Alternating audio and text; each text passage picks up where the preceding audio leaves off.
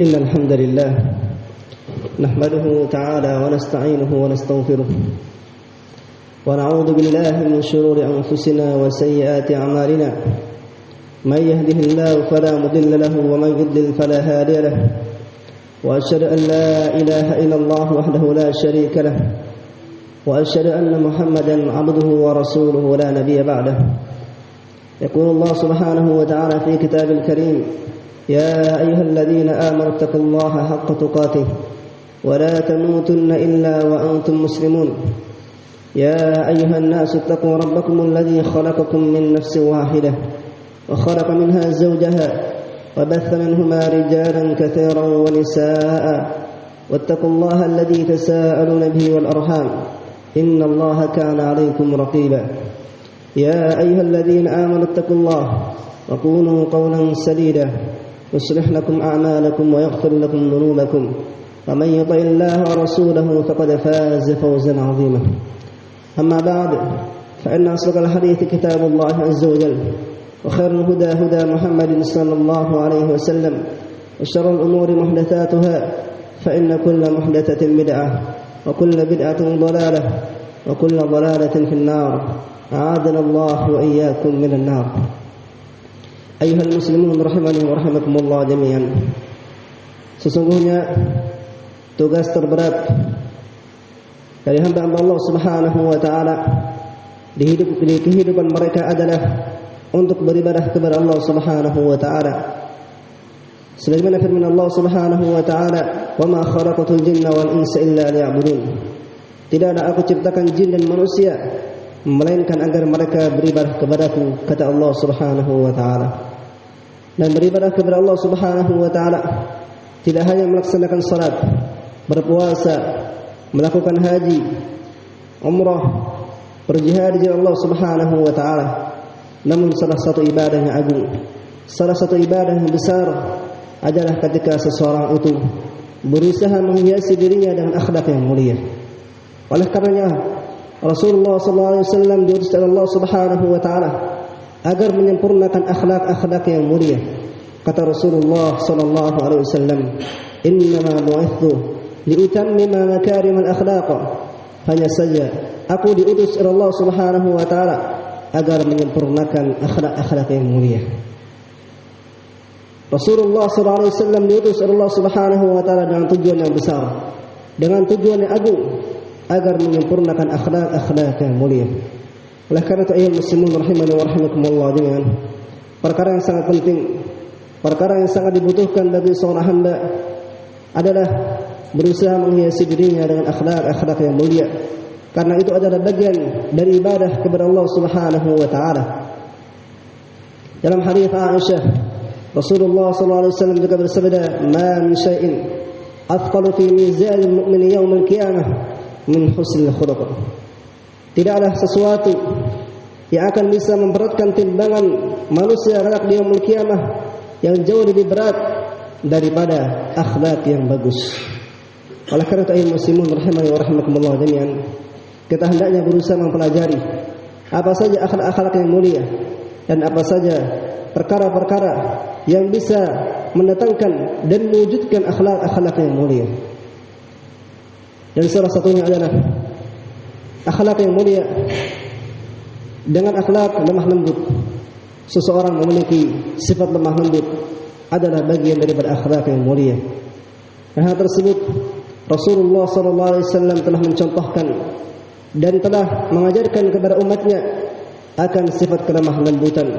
Maka hendaknya kita berusaha mengkaji dan berusaha mempelajari bagaimanakah kelemah lembutan yang dimiliki oleh Rasulullah SAW. Demikian pula Allah Subhanahu wa taala telah menegaskan akan lemah lembut, akan sifat kelemah lembutan yang dimiliki oleh Rasulullah SAW. Sebagaimana firman Allah Subhanahu wa taala, "Laqad ja'akum rasulun min anfusikum azizun 'alaihi ma 'anittum harisun 'alaikum bil mu'minina raufur rahim." Telah datang kepada kalian seorang rasul dari kalangan kalian. Beliau begitu antusias untuk mendatangkan kebaikan-kebaikan, dan beliau Rasulullah SAW begitu lemah lembut dan begitu kasih sayang terhadap orang-orang mukmin. Dan hal tersebut dicontoh pula oleh para sahabat radhiyallahu taala ajmain.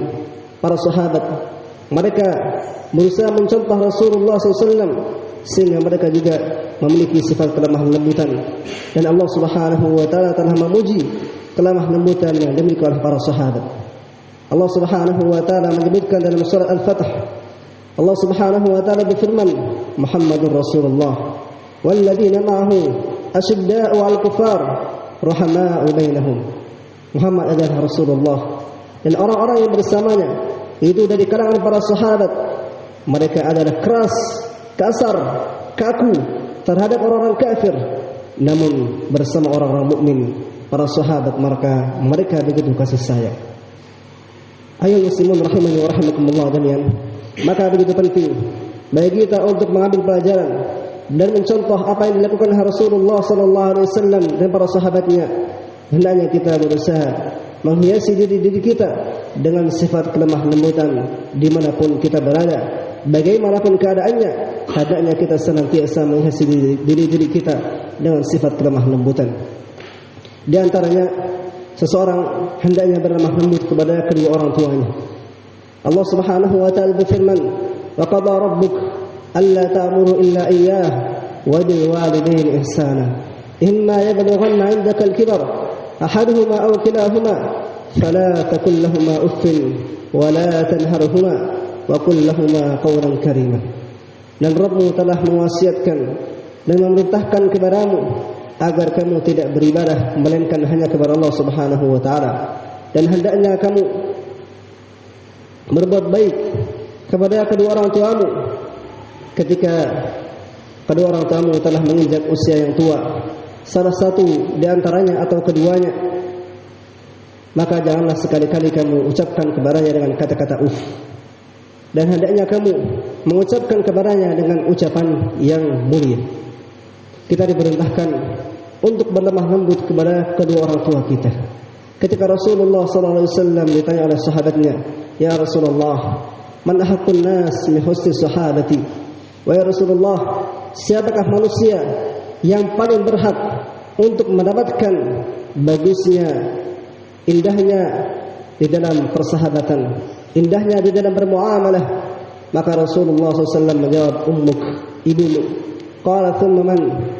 Sahabat tersebut bertanya lagi, "Siapa lagi ya Rasulullah?" Qala ummuk. Kemudian ibumu. Bila sahabat tersebut bertanya kembali, "Ya Rasulullah, kemudian siapa lagi?" Rasulullah SAW menjawab, "Kemudian ibumu." Kemudian berulang kembali, sahabat tersebut bertanya, "Ya Rasulullah, thumma man?" Wahai Rasulullah, kemudian siapa? Qala thumma abuk. Yang keempat kali baru Rasulullah SAW menjawab, adalah ayahmu. Di sini menunjukkan bagaimana perintah Rasulullah SAW agar menjadikan prioritas yang pertama kebaikan kita hendaknya kita berikan kepada kedua orang tua kita, terlebih ibu kita. Ayyuhal muslimun rahimani wa rahmakumullah jami'an. Demikian pula hendaknya seorang muslim berlemah lembut kepada istri-istrinya. Rasulullah SAW mewasiatkan agar umatnya mereka berlemah lembut kepada istri-istrinya. Kata Rasulullah SAW, "Istawsu bin nisa'i khaira, fa innal mar'ata khuliqat min dila', wa inna a'waj ma fi ad-dila'i 'alaha, wa in dhahabta tuqimahu kasartah, wa in taraktahu lam yazil a'waj, wastawsu bin nisa'i khaira." Hendaknya kalian berwasiat kepada istri-istri kalian dengan wasiat kebaikan, karena sesungguhnya perempuan itu diciptakan dari tulang rusuk, dan sesungguhnya tulang rusuk yang paling bengkok adalah bagian yang paling atasnya. Apabila kamu berusaha hendak meluruskan tulang rusuk tersebut, maka kamu telah memecahkannya.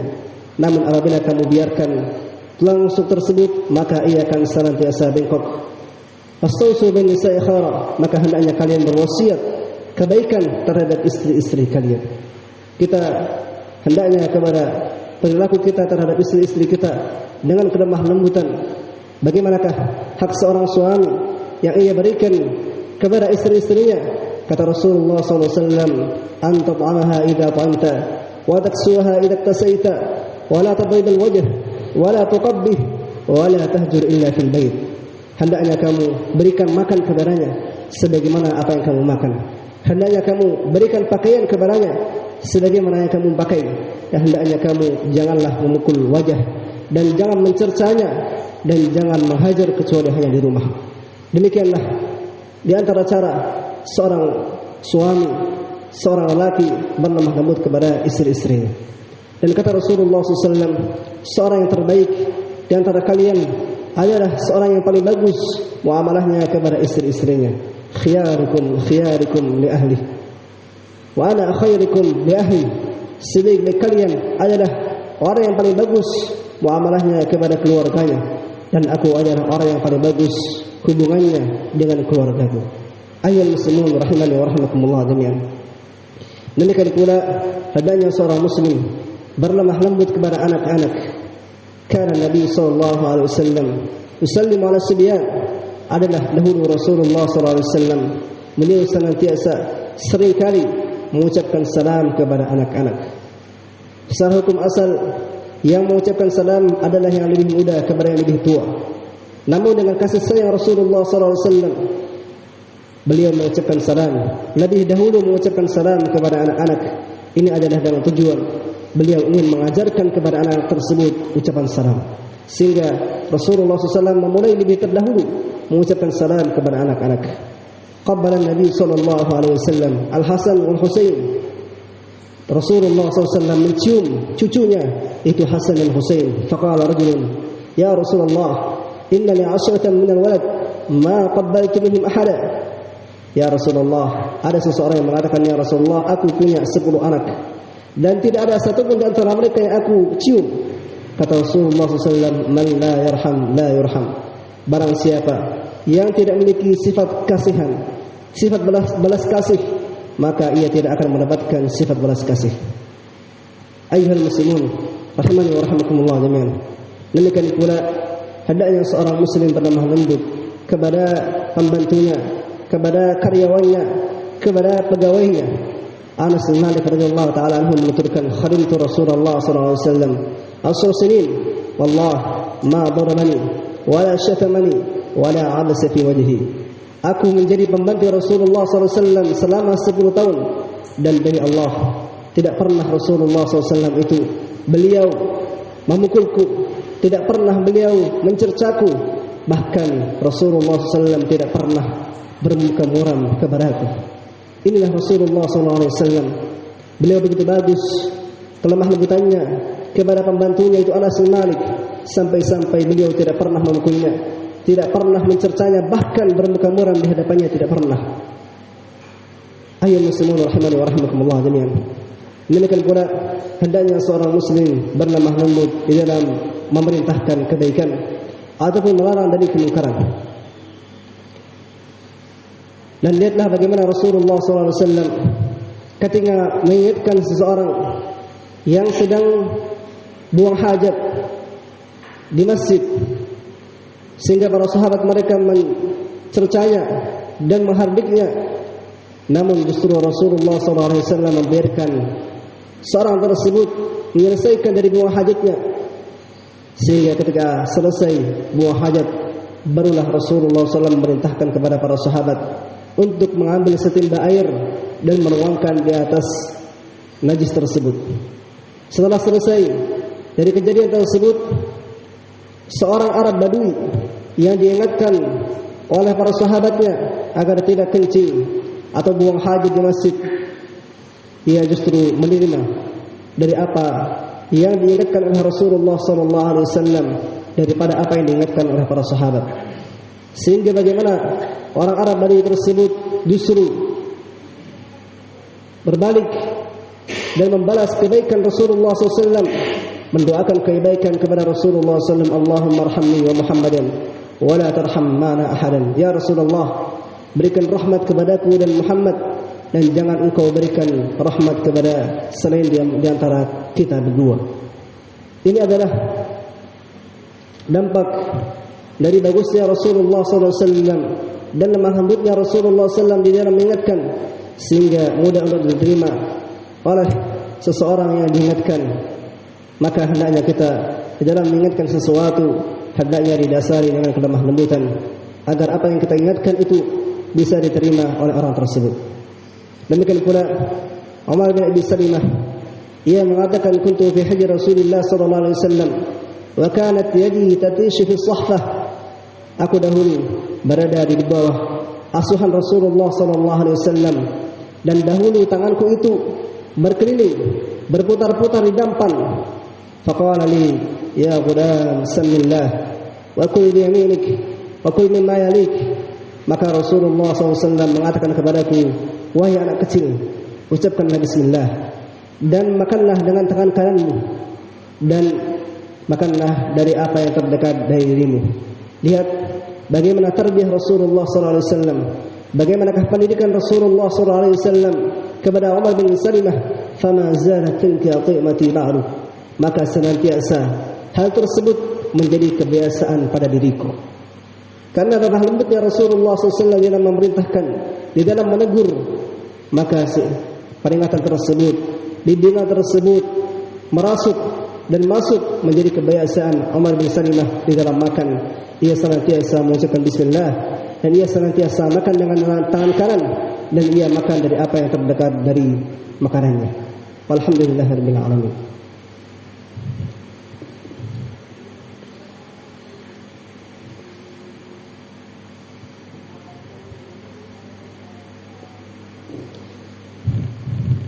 Alhamdulillah hamdan katsiran tayyiban barakan fihi kama yuhibbu rabbuna wa yardah. Wa asyhadu an la ilaha illallah wahdahu la syarika lah wa asyhadu anna Muhammadan abduhu wa rasuluhu la nabiyya ba'dah. Demikian pula seseorang hendaknya berlemah lembut kepada hewan-hewan. Tidak hanya sekedar berlemah lembut kepada sesama manusia, namun kita juga diperintahkan untuk berlemah lembut kepada hewan-hewan. Dalam hadis Rasulullah SAW mengatakan, Inna Allah katabal ihsan ala kulli syai'. Sesungguhnya Allah Subhanahu wa ta'ala telah mewajibkan untuk berbuat baik kepada segala sesuatu. Fa idza dzabhtum fa ahsinu dzibhah wa idza qataltum fa ahsinu qitlah wal yuhib ahadukum syafratah wal yurih dhabihatah. Hendaknya apabila kalian hendak menyembelih, hendaknya kalian sembelih dengan cara yang baik. Apabila kalian hendak membunuh, maka bunuhlah dengan cara yang baik, tidak dengan miksanya. Hendaknya kalian menajamkan pisaunya dan hendaknya kalian menenangkan apa yang kalian akan sembelih. Inilah salah satu kesempurnaan agama Islam. Kelemah lembutan tersebut tidak hanya diperintahkan kepada sesama manusia, namun juga diperintahkan kepada hewan-hewan yang lain, baik itu hewan yang akan kita makan ataupun hewan-hewan yang diperintahkan untuk dibunuh. Kita diperintahkan untuk berlemah lembut padanya. Demikian pula ayyuhal muslimun rahimani wa rahimakumullah jami'an. Kita diperintahkan berlemah lembut dalam berdakwah di jalan Allah Subhanahu wa taala, dan itu adalah salah satu cara keberhasilan dakwah seseorang adalah ketika dakwah tersebut ia lakukan dengan kelemah lembutan. Firman Allah Subhanahu wa taala memerintahkan kepada kita agar kita berdakwah dengan kelemah lembutan. Ud'u ila sabil rabbika bil hikmah wal mau'izatil hasanah wajadilhum billati hi ahsan. Hendaknya kau berdakwah wahai Muhammad di jalan Rabbmu dengan hikmah, dengan kelemah lembutan, wal mau'izatil hasanah, dengan nasihat yang baik, wajadilhum billati hi ahsan, dan berdebatlah mereka dengan cara yang lebih bagus. Inilah metode dakwah para anbiya dan rasul. Mereka diperintahkan Allah Subhanahu wa taala di dalam berdakwah adalah dengan kelemah lembutan. Lihat pula ketika Allah Subhanahu wa taala perintahkan kepada Harun dan Musa untuk berdakwah kepada Firaun agar berdakwah dengan kelemah lembutan. Idhhaba ila Firaun innahu tagha faqula lahu qawlan layyina la'allahu yatadhakkaru aw yakhsha. Pergilah kalian berdua, yaitu Harun dan Musa, kepada Firaun karena ia telah melampaui batas, dan katakanlah kepadanya dengan kata-kata yang lemah lembut, bisa jadi ia akan takut dan teringat. Lihatlah bagaimana perintah Allah Subhanahu wa taala kepada Harun dan Musa agar berdakwah kepada Firaun dengan kelemah lembutan. Padahal kita tahu bagaimana kejaman Firaun, begitu kerasnya Firaun, bahkan ia sering membunuh anak-anak laki-laki, dan ia mengaku sebagai Tuhan, mengaku sebagai ilah. Ia ingin disembah Namun Allah Subhanahu wa taala masih memerintahkan kepada Harun dan Musa agar berdakwah kepadanya dengan kelemah lembutan. Ayuhal muslimun rahimani wa rahimakumullah jami'an. Dan masih banyak perkara-perkara di mana kita diperintahkan untuk senantiasa berlemah lembut di dalamnya. Kita senantiasa menyikapi sesuatu dengan kelemah lembutan, karena hal tersebut akan menjadi semakin indah, menjadi banyak mendatangkan kebaikan-kebaikan. Inna rifqa la yakunu fi syai'in illa zanah wa la yunza'u min syai'in illa syanah. Sesungguhnya kelemah lembutan itu tidaklah ada pada sesuatu melainkan akan menjadi semakin indah, dan tidaklah kelemah lembutan itu ketika hilang dari sesuatu tersebut maka akan menjadi buruk. Man yuhrimur rifqa yuhrimul khairu kullah. Barang siapa yang diharamkan pada dirinya itu kelemah lembutan, maka diharamkan pula padanya dirinya itu seluruh kebaikan-kebaikan. Maka hendaknya kita senantiasa belajar dan senantiasa memperbaiki diri dan senantiasa meningkatkan kelemah lembutan kita di dalam segala hal, agar kita semakin banyak mendapatkan kebaikan-kebaikan, karena itu adalah salah satu ibadah, salah satu sifat yang mulia. Allah Subhanahu wa taala mencintai sifat tersebut.